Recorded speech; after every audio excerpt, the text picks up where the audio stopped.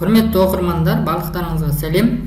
Біз мына қиылыстар бойынша жаңа мысалдар келтіріп өтейін. Жол ережесін, мына қиылыстан ереже бойынша кім бірінші өту керек деген. Сіз жолда жүргенде өте мұқият болуыңыз өте маңызды. Себебі көлікті сізден басқа ешкім басқара алмайды.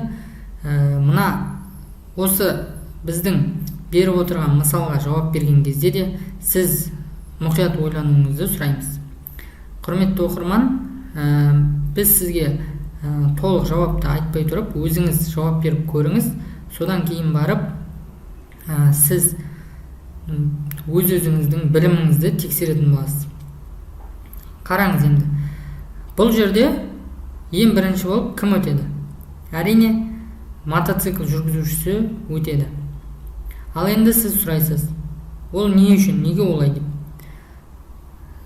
Өзіңіз жауап беріп көріңіз. Құрметті оқырман, ереже бойынша мына қиылыстан өту кезектілігі светоформен, немесе жол белгілерімен, немесе реттеушімен айқындалады. Енді қараңыз, бұл жағдайда реттеуші бар ма? Жоқ. Жол белгілері мен светофор бар. Енді екеуі бір-біріне қарама-қайшы келіп тұр бірақ. Әрине, светофор бар кезде светофорға қарайсыз. Светофорға қараған кезде мына біздің қызғылт түсті көлікке солға бұрылуға светофор рұқсат бере ма? Бағдаршам рұқсат беріп тұр, бірақ оның қосымша секциясында. Ал мына жерде негізгі секцияда жасыл жанып тұр. Демек, мотоцикл басымдыққа ие болады. Бірінші болып мотоцикл жүреді, содан соң қызғылт түсті автокөлігіміз. Құрметті оқырман, қараңыз, мына жерде жол көлік оқиғасы орын алды. Неге? Себебі, бұл жерде жол көлік оқиғасы орын алу себебі, мына тұрғын аймақтан шығып келе жатқан көлік жолдағы көлікке жол берместен шыға келді. Сонда жол көлік оқиғасы орын алды. Енді қараңыз, кім бірінші өту керек бұл қиылыстан?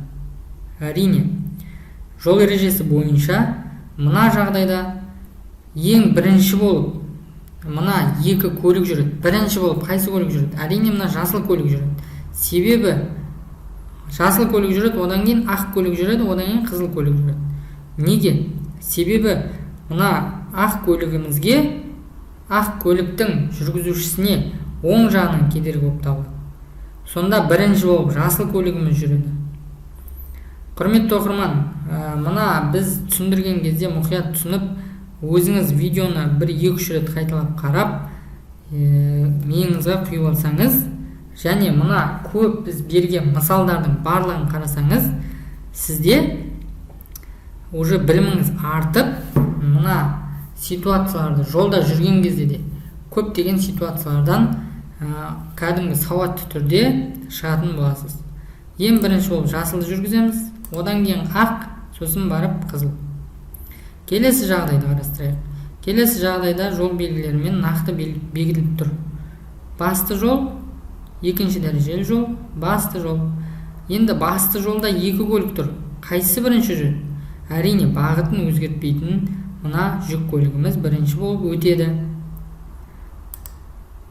Одан кейін барып мотоцикл. Қараңыз, мынау, құрметті оқырман, қараңыз мұқият сұраққа, иә? Мынау заправка, жанармай бекеті. Енді жанармай бекетінен жолға шығайын деп тұрған ақ көлігіміз жол беруге міндетті ме? Әрине міндетті. Себебі бұл басты жол болып есептеледі. Ал мынау іргелес аумақ болып есептеледі. Сонда бірінші болып бізде жасыл көлігіміз жүреді. Құрметті оқырман, бізде мына ПДД Қазақстан YouTube каналында сіздерге ақпарат өте көп. Сондықтан да бұл мысалдардың барлығын қарап, өзіңіздің біліміңізді жоғарылатуыңызға мүмкіндік бар. Комментарийге сұрақтарыңыз болса жазыңыздар, және ұсыныстарыңыз болса оны да жазсаңыздар болады.